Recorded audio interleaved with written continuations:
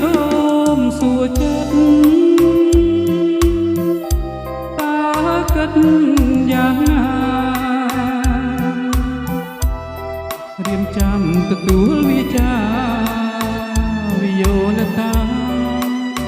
គ្រប់ពេលវេលាវិយោលតាសងសោតដង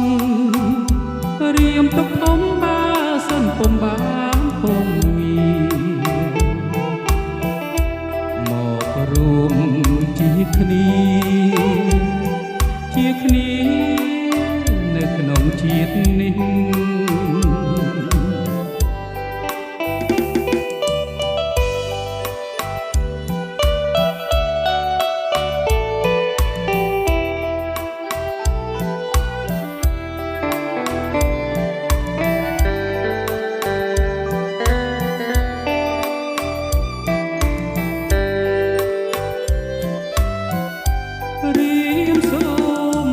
ចិត្តតើគិតយ៉ាងណារៀបចំទទួលវាចាវិយោលតាគ្រប់ពេលវេលាវិយោលតាសងសោតដងរៀមទុកធំបាសិនពុំបានពងងា